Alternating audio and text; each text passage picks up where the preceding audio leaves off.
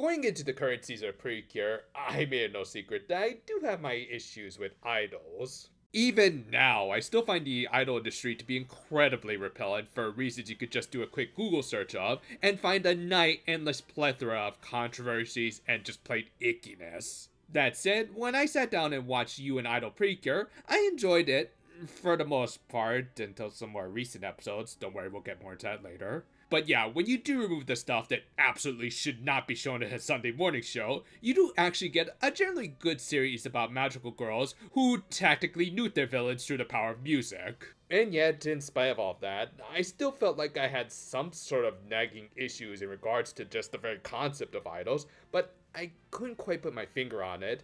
And then I saw a certain movie on Netflix, and also went back and played one of my favorite video games of all time, and it started to become a little clearer. Now, the thematic connections between Idol Precure and K-pop Demon Hunters is just kind of plain as day just by looking at their covers, but Danaganronpa, the visual novel franchise about a murder-happy teddy bear obsessed with despair, not so much. However, things do get a little more apparent once we bring up the first major death of the franchise. No, not that one. There you go.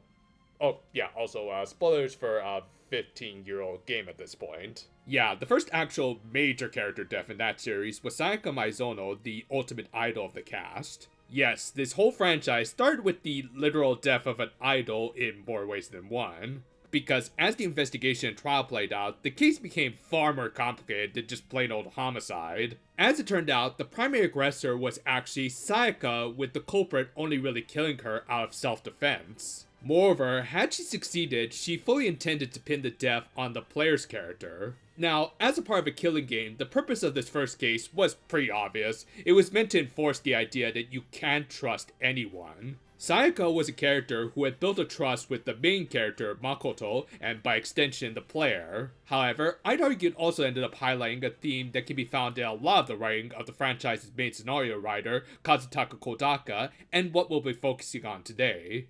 That being the dangers of the idol mindset, especially when you end up putting a person, often of a younger variety, on a pedestal. For the purposes of this video, we'll mainly focus on how this theme is portrayed across these three series, and how well they each execute it. So get ready with your glow sticks, and maybe even idol mics, because you're about to throw them against the wall as we're about to break a few dreams. Nothing but the truth, nothing but the proof of what I am. So here's a funny story about how I originally came up with this script. Originally, it was going to be a list of the best Precure debuts ever, and while we still might do that eventually, I did hit a bit of writer's block when I tried to figure out how I could incorporate Zukyun Kiss's debut, in that, while yeah, it started off strong, it really ended up being botched by the end. Like, as we said in the weekly reviews, I love the setup of the fairies nobly sacrificing parts of themselves just to become idol Precure and save the day. In Purirun's case, she sacrificed all of her memories relating to Atab, the very person she wished to protect with her new powers, or at least her alter ego and cure idol. Yeah, just from that, I was imagining some really interesting storylines, like how they could go about inevitably getting back her memories, and how doing so would affect her Precure powers. Of course, they could also tie back to the show's themes about idols, like how Utao ended up simping hard for Zukyun, to the point that she, ironically enough, forgot about her close friend who was still missing. Hell, maybe they could even do some self-commentary about how idols have to essentially bury their own past and social lives just to have successful careers.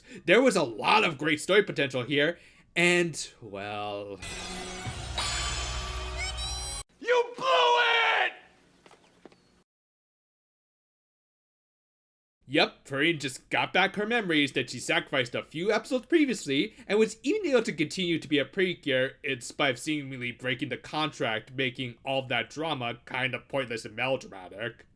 And sure, they could end up revisiting the storyline later, I mean, they still got a lot of show left, but at least in terms of the initial introduction, I really do think they dropped the ball on these idols that they ended up putting on a bit of a pedestal. I mean, okay, I didn't actually figure out what sort of video I was going to do then, but I did start to correlate my disappointment for that story arc and the unfortunate circumstances that idols often find themselves in, regardless of who they end up working for. Yeah, even if all the Johnny Kitagawas or Cray Stalkers of the world suddenly disappear, there's always going to be an underlying issue that will always befall idols simply because it's a part of human nature. expectations.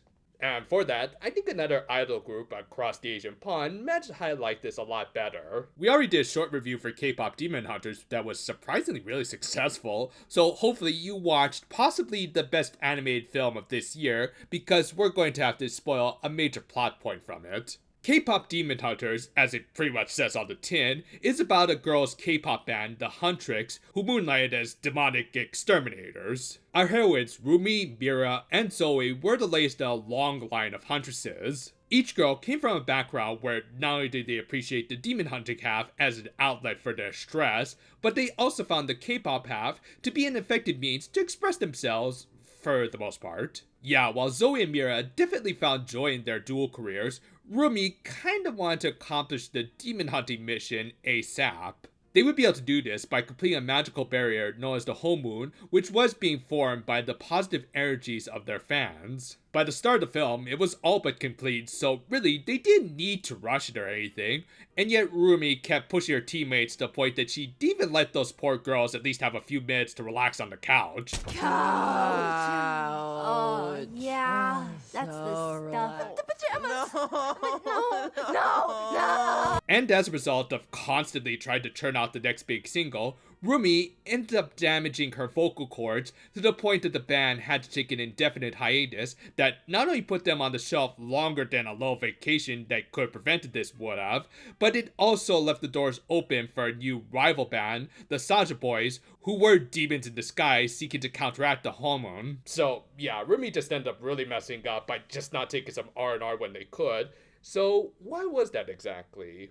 Well, To wake up and feel like me. Rumi was a half-demon by way of her father, who basically pulled a Sparta from Devil May Cry. His relationship with Rumi's mother was unfortunately never fully clarified due to the movie's limited runtime, but the deleted scene did seem to heavily imply that he loved his wife and daughter deeply. Whatever the case, it did seem to at least be consensual, but none of that really mattered to Rumi's legal guardian, Celine, after her parents passed away. She was the mother's teammate on a predecessor to the Huntrix, who encouraged Rumi to rush the completion of the Hamun, as it would seal her demon heritage away that was exposed to the markings on her skin. A little detail that she also encouraged her to keep a secret from her teammates. This, of course, led to a predictable liar-revealed plot in the final act of the film that could have easily been avoided if Rumi just simply told the truth to her teammates, who would have likely accepted her for who she was. In short, Celine was pretty much the real villain of this movie, considering all of her gaslighting really ended up setting off a lot of the conflicts of the film.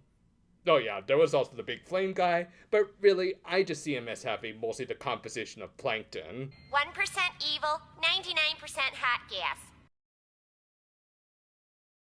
But yeah, I bring all of this up because it does highlight one of the biggest issues in entertainment, and in particular, the idol industry. The fact that often these girls just aren't allowed to be themselves. Like, I can't say for sure how much social commentary they were trying to pull here, but the fact that a lot of Rumi's issues had to deal with her skin, yeah, you can read into that a few different ways. On the one hand, yes, you can read into it as racism, which does line up considering she's not pure Korean, and in many Asian cultures where they heavily focus on group dynamics, even the slightest divergence is frowned upon. Which yeah, going back to those marks, they could also be interpreted as really any sort of quote-unquote imperfections on an idol's skin. Be it scars or even birthmarks, just really things that they often have no control over, and yet even minor things like that are enough to have them be othered by a collectivist mindset. Whatever the case, Rumi's struggles to hide her demon markings were very much akin to the struggles that many idols will go through when adhering to the often unrealistic and unfair standards and expectations of their audience. And it was only after ignoring the words of her prejudiced guardian and embracing her true self that she's able to defeat some figurative and literal demons. Going back to Precure for a second, Purirun's arc of becoming an idol cure was actually remarkably similar to Rumi's in that she even had her own Celine equivalent, who, ironically enough, was the main character of the show. It's actually kind of intriguing when you consider how a lot of Purirun's arc of becoming a cure even started. Essentially, Uta's constant encouragement led to the fairy trying her hardest to become an idol herself, to the point of a literal crash out when she tried to save the cures only to be swatted away like a fly. Thus, this led her to try and become stronger by essentially making a deal with the devil to not only help the cures, but to live up to at least what she perceived as high expectations from Uta. Now, obviously, Uta was nowhere near as bad as Celine. In fact, they're not even in the same stratosphere. But that doesn't change the fact that the results were kind of similar. Both idols end up sealing away parts of their past by choosing to forget them. Yet, I would actually say Purirun has a slightly more tragic setup, as at least Rumi has all of her memories and was just hiding them. Meanwhile, Purirun not only forgot a decent chunk of her life, but even the very person she was trying to protect and had encouraged her to be better. While again, I'm not sure how intentional it was, you could see this as a commentary about how draining the idol industry is, to the point that they do end up forgetting about their original goals. These idols really just end up forgetting about themselves and the people who wanted to actually see them succeed, and instead just become some aimless puppets in order to satisfy a faceless audience. Now, does that sound like a dream that anyone should want to pursue? Does that sound like hope to you? Circling back to Danganronpa, and while Sayaka Maizono was the literal ultimate idol, the thing is, the very concept of idols could actually apply to all of the ultimates. After all, by their very definition, they're supposed to be the epitome of whatever subject they represent, like chef, nurse, agitator, yes, that's actually a thing. They're supposed to represent the best of the best, and thus are often put on the highest of pedestals with all of the expectations placed on their shoulders. And when you're weighed down that much whilst being that high up, you can only imagine how nasty the fall is going to be. Yeah, the major plot point of the first two games was a disaster that essentially had been set up by the Ultimates having the worst collective crash out that ended up dragging the whole world down with them. And one of the main triggers behind this, aside from the crazy blonde bimbo, was someone who wanted to become just like his idols and yet ended up taking it a little too far. In the second game, the player character was a boy named Hajime Hinata, a boy who couldn't remember his ultimate talent until about the middle of the game, when he learned that he never had one to begin with. Yeah, he was just a normal kid who was given the false promise that maybe one day he could become an ultimate, when really he was just a pay pig that was unknowingly taken advantage of in order to fund the research of the actual ultimates. That was the only role he could serve until he too also made a deal with the devil, which, yeah, that seems to be commonplace with the whole idol industry, doesn't it? But yeah, since he was such a blank canvas, the organization that was fostering the Ultimates wanted to find a way of artificially creating one by just tinkering with his head a little bit, and by little, I mean full-on brain surgery, where all of his personality and memories were erased and had been replaced by an unfeeling husk of a man known as Izuru Kamakura. But hey, at least he achieved his dream of becoming the ultimate.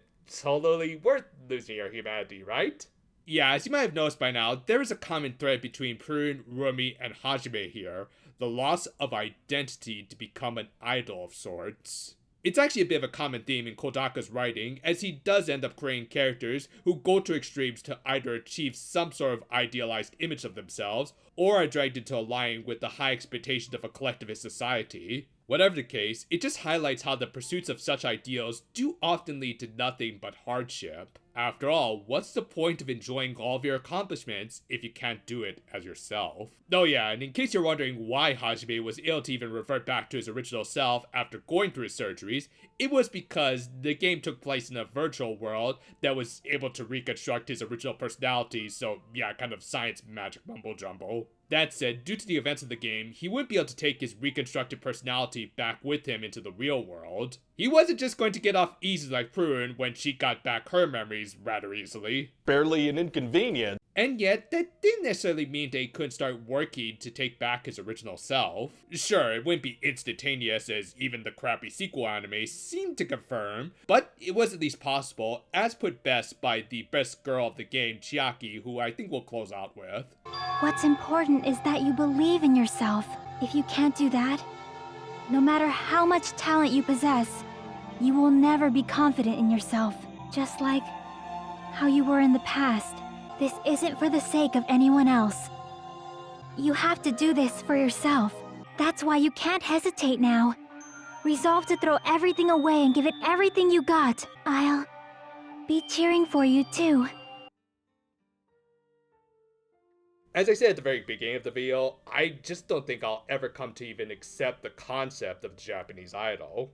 To me, not only is the industry by itself cutthroat and shady as all hell, but it also needlessly puts pressure on the often young performers to the point that they outright suffocate. They're forced to conform to some sort of idealized image that can be sold to the masses, and in the process are forced to bury parts of themselves, be it their past or even ethnicities, just to conform to some sort of collectivist society. They're simply not allowed to be themselves. Now, of course, I'm not saying that people shouldn't pursue their idol dreams if that's what they really desire.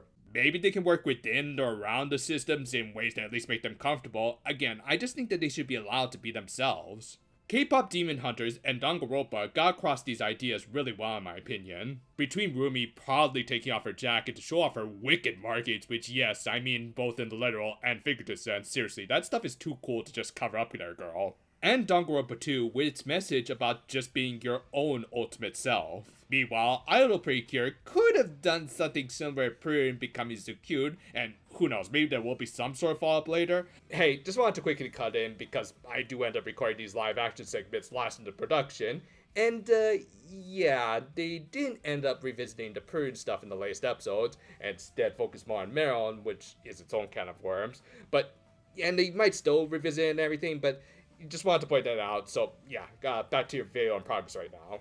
But for now, it just seems like they're letting that fairy have her cake and eat it too by rushing through that arc with not exactly a satisfying payoff. Again, I actually hope they revisit the storyline and maybe have some sort of message about being yourself by the end. Because at the very least, I think their young target audience should approach the glorification of the idol industry with at least a pinch of salt. The glitz and glamour may seem nice, but if it comes at the cost of just being yourself, then maybe it's all just fool's gold. Still, what are y'all's thoughts? Is there something about the idol industry that you don't like that we didn't talk about? Do you think I'm just a hater for not saying it's the greatest thing since sliced bread? And what are you hoping to see in Idol Precure going forward? Personally, I am still on board and everything, just with more tepid expectations. Let me know in the comment section below. And until next time though, for now my friends, and it's okay, you can just leave it like that. Maybe I should talk more about you and your owner, of course.